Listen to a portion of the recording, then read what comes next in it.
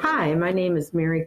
I donate a kidney altruistically. I'm a nurse, so I always was aware of kidney disease. I do work in a family practice residency program as a nurse. Had numerous patients that were on dialysis, and they would come in the day they had dialysis, and they'd just be very tired and sick, and it kept them alive, but the quality of life was not very good. Since I didn't have a recipient in mind, since I gave anonymously, I had read a lot about people who were on dialysis and how this wasn't something that was very easy at all. And it made them very sick and it made them very tired. And I also learned that this isn't something they can do for years and years and years. At some point, they're going to die, even while on dialysis. Well, kidney disease and its treatment option. The only thing that really surprised me is that it really didn't make them feel a whole lot better. It saved their lives for the moment, but they were still really, really sick. And it didn't take away that feeling of being ill. And also the fact that it wasn't a long-term solution. It was a short-term solution in terms of a small amount of years. The reason that I ultimately decided to donate a kidney was that I wanted to do something nice for somebody. I wanted to take my good health, which I'm very thankful for, and take something that I didn't need and give it to somebody else so that they could live a good life.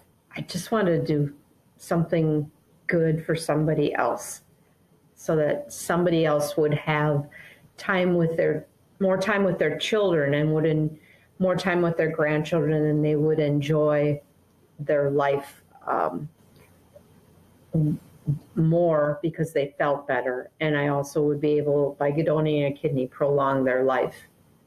And that's why I decided to donate. I am divorced, so there was no spouse to try to talk me out of it or to be negative about it. I do have 5 children. They're all ages 28 to 38, and they never doubted what I was doing was okay. I am a nurse. I am well versed in medical things, and no one even thought a thing about it. No one has kidney disease. I'm too old to probably donate to one of my children anyway. And there's 5 of them. They can donate to each other if they ever would have problems. So no one ever said anything to me. And I didn't really tell any of my friends. It wasn't like something I was going to bring up with everybody, like, oh, I'm going to donate a kidney. It just wasn't something that I discussed with anybody else. And really, I only discussed minimally with my children. And I had a sister who I just told. I mean, we're individuals and independent, and no one debated me on it. I was never scared. I knew exactly what I was getting into, and if I didn't know, they were saying it to me over and over again. I also, as for being hard, it was only hard in the sense of the realization that there were all these tests to do, and if I didn't pass them, it wasn't like there was something wrong with me. I would just feel so bad that I wasn't able to do what I wanted to do for somebody. And I'm very competitive in sports and other things. And I wanted to be successful at being declared perfectly healthy. And the only thing that was hard for me was waiting for tests to be done and being evaluated, and then getting that phone call. That was the hardest thing, is to wait to see if I was accepted in order to do this. A funny thing did happen to me as they were rolling me out of pre-op and into operating room, I went past a woman and I could hear her talking to the pre-op nurse and said that at about midnight, they asked her if she'd had anything to eat after midnight. She said, well, at midnight to last night or this morning, I took a big, huge 10-ounce glass of water and I drank it all down because I knew that I didn't have to worry about not having too much fluids because I knew I was going to get a kidney. And at that point, I knew that this was the person that I was donating my kidney to. I couldn't really see her face at all as I went by, but I did hear her words. And I guess that even if I was maybe slightly worried, that gave me hope and that extra push to know that what I was doing was a good idea and it was the right thing to do. I guess when I did get in the operating room, I had like finger surgery a couple times, and I'm aware of operating rooms from my training, but there was so much equipment. I mean, there were 2 anesthesiologists, residents, and lots of people, and lots of instruments and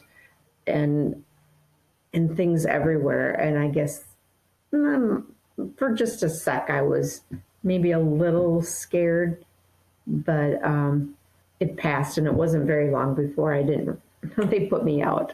The best moment after surgery, for sure, was meeting my recipient.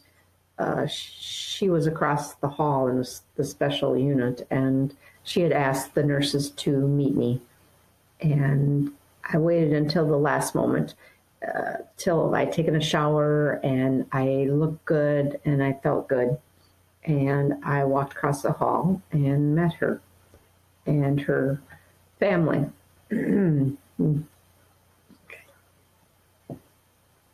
That was a really good moment.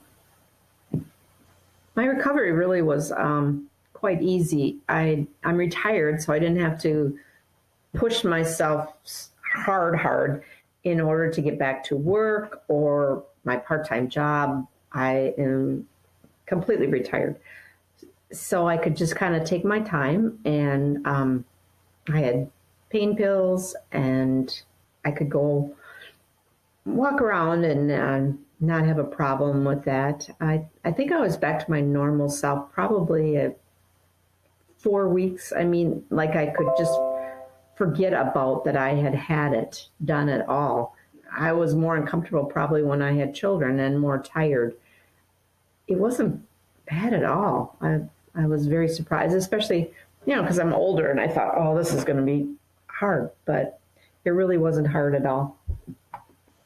What I learned about myself, that I'm really even healthier than I thought I was because I passed all the tests.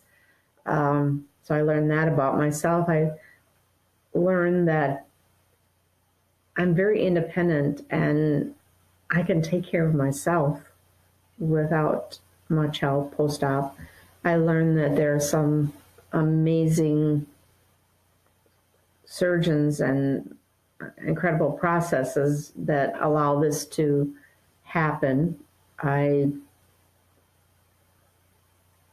thought I would be on a high longer about it, but it's just just go back to your life and I don't even think about it anymore. And if someone brings it up, in the beginning I was embarrassed, but then you're all like, oh yeah, I really did do that. And now it's just like, yeah, I did it, but it's not a big deal. And that's really how I feel.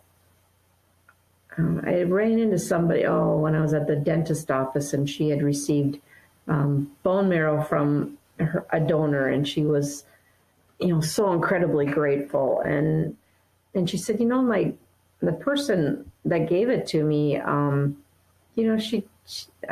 thank her and I send her cards and stuff, and she just doesn't really react. And and I said, I'm sure that she's very super, super happy that you're okay, but we're just regular people. We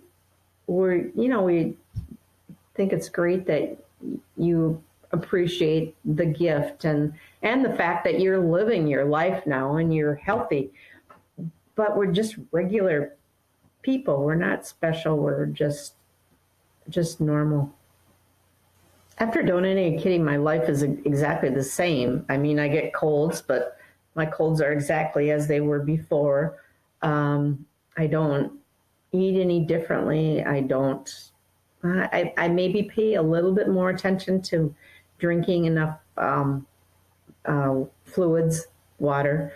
I don't overdo it. I don't drag a bottle around with me all day full of water. I'm just know that, it's just not that it would harm me, but it just want to take care of myself in that way. I don't worry about lab tests or anything like that. I don't even think about it. So really, I haven't changed at all. I am the same person. I think, if anything, I might be a little bit more mellow. I guess I've seen that some people are really, really sick. While I was in those waiting rooms when I was being evaluated and stuff, I'm a nurse. I know people are sick, but, I just see different degrees of sickness in a family practice residency. I mean, I've been retired for almost a couple of years now, but and of course I worked in critical care a long time ago, but to actually be sitting next to people that are so incredibly ill, I guess it's just made me more maybe appreciative of life. And I think I am more appreciative of physicians, even though I always have been. I don't worship them, but they are amazing that they can do this and take something that was inside me and give it to somebody else and then regulate her and get her to the point where she feels awesome. I just think, God, that is just a miracle. And, God is involved, but the person and their education and all the people that they've had along the way that have made them the kind of physician they are today. I mean, I guess I find that amazing. So my life is good. Something I didn't expect was that I thought I would do this and then I would just feel good about it and that would be that. But what I found is that I wanted to do more. I'm older. Liver is probably not an option unless it would be somebody that I am personally related to, or a super duper great friend would be the only way. I'd probably consider that at this age. And I'm not one to volunteer a lot. Sad to say, I support charities monetarily, but not really going and working. But I decided it gnawed on me, and then I thought, oh my gosh, I can donate blood, and then I researched that. I've done that in the past, a long time ago. But I also found out that platelets would be a way to do it. It takes time. It takes about 2.5, 3 hours. But I have good platelets, and I also have a negative to something that is like a big deal, some kind of common virus, but I've never had it, so that's kind of like a big deal. So that made me feel good. It's a little tougher than I anticipated in how you feel, but I do it probably every 2 weeks, and that seems to do well. I guess I just didn't expect that I'd want to continue to be helpful to somebody. The other thing I regret is probably that I never did this before. I could have done this years ago, and I didn't. And I feel bad about that. Like, I ran around with this kidney for a long time, and I could have donated it to somebody before now. The best part about donating a kidney was meeting my recipient. I met her again at 6 months. She knew I would be going in for evaluation, and they figured out how to time it so that her evaluation was at the same time, and we met. And I guess to see how amazing she looked made me feel so good. It wasn't the appreciation she showed me or the gratitude. It was just me looking at her and thinking, man, you look really good, in my head. Of course, I said it to her too. And the fact that, she talks about her, children, she talks about her grandchildren. And I think up to that point, she seemed to have been a lot self-focused, which totally I understand. When I first met her after surgery, and she talked a lot about her illness, and I'm sure she didn't feel the best even then. And then I think she emailed me in something like at 2 months or something, and she talked a lot about herself. But then, like at 5 months, she was talking about her grandchildren and her children. It was just like a switch. And I know it was because she felt better. And I guess that is always what I wanted. I wanted to do something nice for somebody to help them to have a better life and to be able to have a better time with their children and maybe even their grandchildren. I mean, that was my hope. And that is definitely the best part about this. Best advice, don't obsess about it being horrible or that you wouldn't recover. It is easy. The hardest part was being evaluating and worrying about being not healthy. It has been just a easy thing. It's not a big deal. That's what people think. It's like a big deal, but you have 2 kidneys. Just doing something good for somebody. Doing something nice.